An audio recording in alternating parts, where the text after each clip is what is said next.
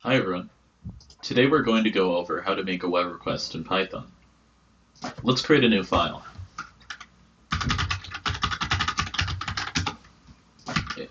The file is called webrequest.py.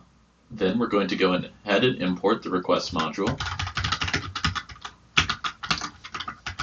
And then we will call requests.get.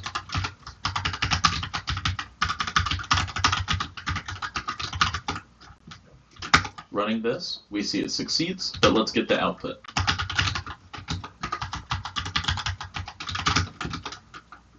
Response 200. Now let's get the text of the page.